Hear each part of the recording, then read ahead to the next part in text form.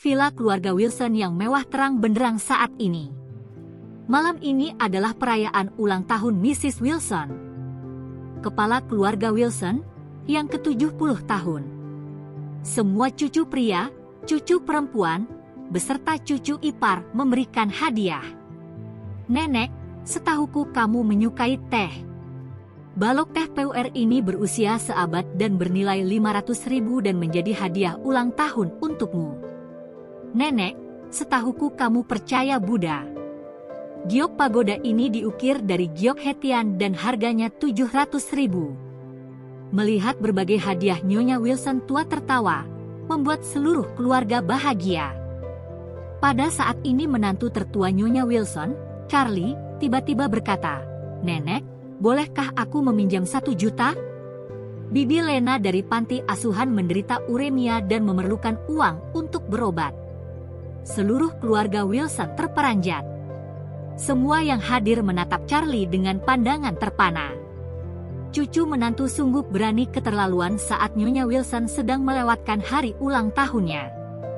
Bukan hanya tidak memberikan hadiah, bahkan berani memohon pada Lady Wilson untuk meminjamkan uang 1 juta.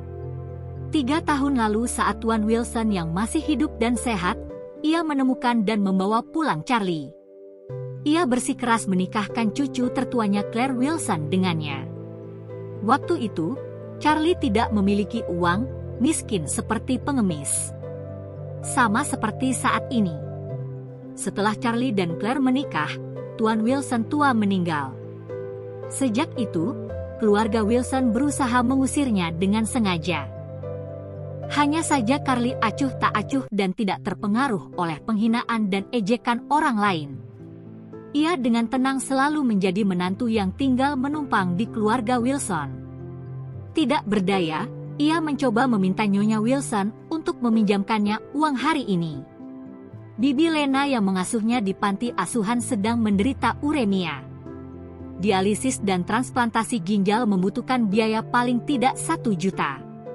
Carly benar-benar tidak memiliki ide selain memohon pada Nyonya Wilson. Dia berpikir hari ini adalah hari ulang tahun Nyonya Wilson, dan mungkin dia sedang berbaik hati dan bersedia membantunya saat sedang bahagia. Tanpa diduga, Nyonya Wilson tua tertawa sesaat, dan segera cemberut detik berikutnya. Dia melempar cangkir teh di tangannya ke tanah dan berteriak dengan marah, "Sialan, kamu di sini ingin merayakan ulang tahunku atau ingin meminjam uang?" Claire, istri Carly, segera maju dan berkata, "Nenek, Charlie sedang hilang akal, jangan kaget." Setelah mengatakan itu, Claire menarik Charlie ke sisinya. Saat ini Wendy, sepupu Claire, mencibir dan berkata, "Kakak, lihat sampah macam apa pasangan nikahmu. Gerald dan saya baru saja bertunangan dan belum menikah, namun Gerald bisa memberi nenek giok Buddha Hetian. Harusnya suamimu juga memberi hadiah. Bukannya membawa hadiah malah masih keberanian meminta uang pada nenek." "Itu benar, Bro Charlie. Kita berdua adalah cucu ipar dari keluarga Wilson. Kamu, sebagai cucu menantu laki-laki tertua, benar-benar gagal." Pria yang menegur adalah tunangannya Wendy, Gerald, tuan muda dari keluarga besar setempat. Meskipun akan menikahi Wendy, dalam hati Gerald menganggap penampilan Wendy kalah jauh dibanding penampilan dari istri Carly, Claire. Claire adalah bidadari terkenal di Aurora Hill, namun bidadari ini malah menikahi pria tak berharga dan hanya membuang-buang uang. Melihat hal ini Gerald merasa kesal. Sampah seperti dirinya sebaiknya segera keluar dari keluarga Wilson. Ya, orang ini membuat malu keluarga Wilson. Saya pikir ia hanya berpura-pura meminjam uang, niatnya ingin mengganggu pesta ulang tahun Lady Wilson saja. Seluruh keluarga Wilson benar-benar menarget dan menghinanya. Carly tidak bisa tidak mengepalkan tinjunya. Jika bukan karena tagihan medis penyelamatnya, ia sudah berbalik dan pergi dari tempat dengan kemegahan palsu ini. Namun, saat itu ia teringat dengan pesan ayahnya saat masih kecil. Membiarkan dirinya dihargai oleh air mata, dan menekan penghinaan dengan sekuat hati. Ia berkata kepada Nyonya Wilson, Nenek, menyelamatkan kehidupan lebih baik daripada membangun pagoda 7 tingkat. Tolong berbelas kasih. Seseorang mendengus dingin dan membentak, kamu jangan memberikan ekstasi kepada nenek. Jika ingin menolong seseorang, temukan sendiri caranya. Jangan membuat nenek membayar untuk membantu menyelamatkan orang. Kamu ini apa? Yang berkata adalah saudara laki-laki Wendy, Harold Wilson. Kakak dan adik selalu memiliki opini bagus tentang Claire, yang lebih unggul dari mereka berdua dalam segala hal. Jadi mereka suka memanfaatkan kesempatan untuk mempermalukan Charlie. Claire di samping terlihat agak malu dan berkata, Nenek, Charlie kehilangan ayahnya saat berusia 8 tahun. Bibi Lena dari panti asuhan yang mengasuhnya hingga besar. Dia ingin membalas rasa terima kasihnya karena hati yang bersyukur. Tolong bantu dia. Dengan wajah muram Nyonya Wilson menjawab, saya mau saja membantunya oke, namun Anda harus menceraikannya lalu menikah dengan Tuan Jones.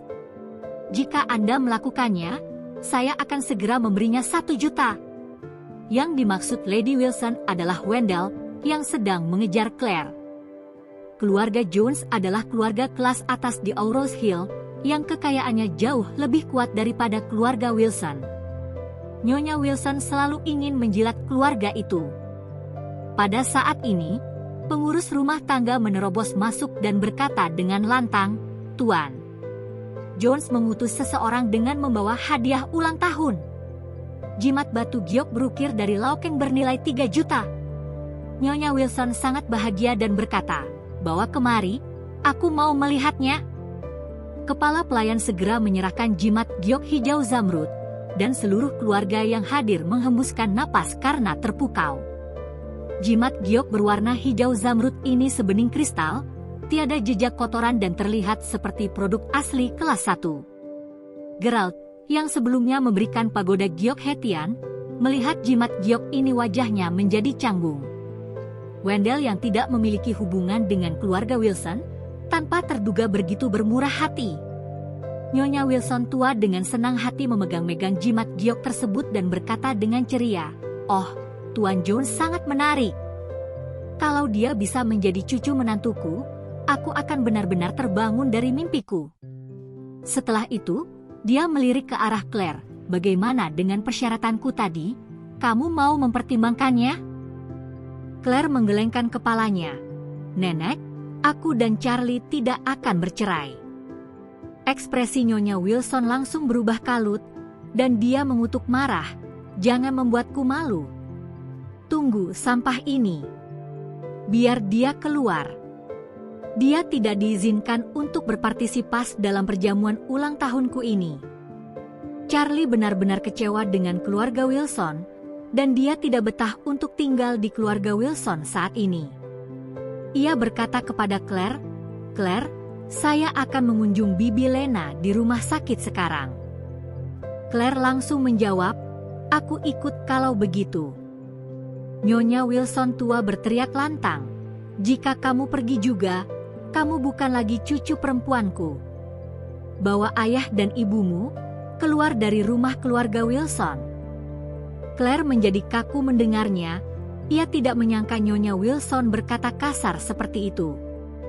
Charlie langsung berkata, kamu di sini saja, tidak perlu khawatirkan aku.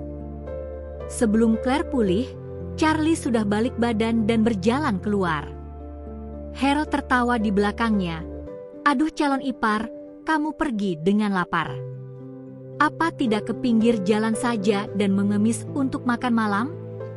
Kalau begitu, kami tidak akan membiarkanmu membuat kami malu. Aku punya uang, belilah roti kukus untuk dimakan. Harold berkata lalu melemparkan koin ke kaki Charlie. Seluruh keluarga Wilson tertawa terbahak-bahak. Charlie mengertakkan gigi dan meninggalkan keluarga Wilson tanpa melihat ke belakang. Tiba di rumah sakit, Charlie langsung mendatangi unit administrasi, ingin berkomunikasi dengan rumah sakit untuk menunda pembayaran biaya pengobatan selama 2 hari lagi.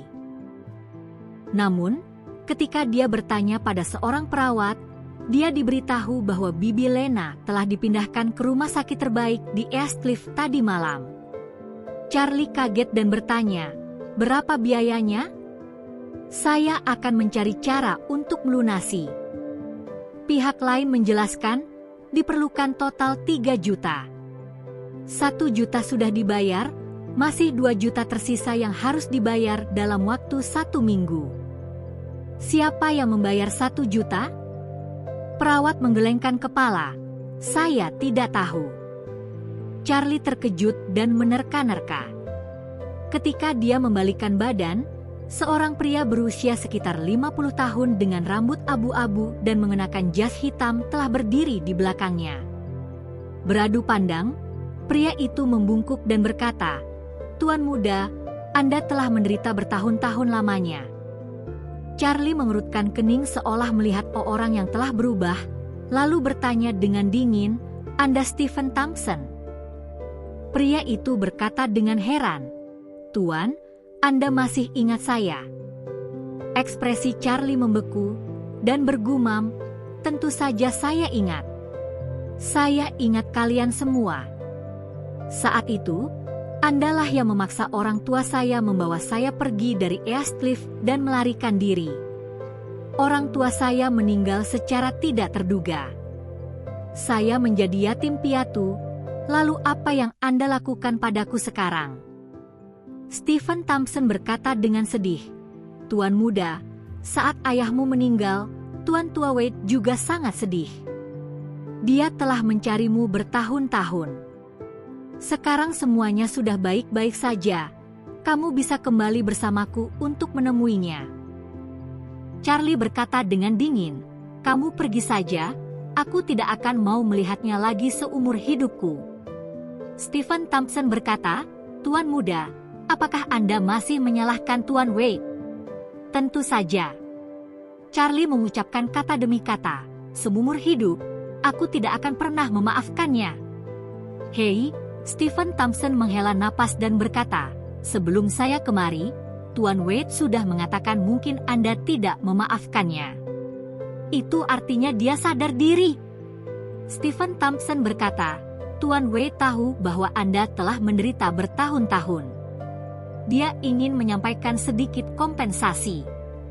Jika Anda tidak ingin kembali, dia akan membelikan Anda perusahaan terbesar di Oro's Hill.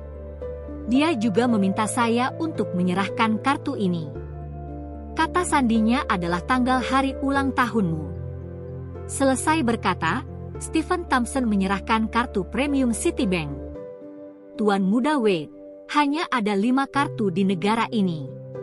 Charlie menggelengkan kepalanya dan berkata, "Ambil lagi, aku tidak menginginkannya." Stephen Thompson berkata, "Tuan muda, penyelamatmu masih kekurangan biaya medis 2 juta. Jika gagal membayar, hidup Anda juga yang susah." Charlie mengerutkan kening, "Kamu sengaja menggunakan situasi ini." Stephen Thompson menjawab, "Tentu saja saya tidak berani. Jika mau menerima kartu ini, Anda memiliki cukup uang untuk membayar biaya medis." Charlie bertanya, "Ada berapa banyak uang di kartu ini?" Tuan Wade bilang, "Ada sedikit uang saku dalam kartu ini, tidak banyak, total 10 miliar.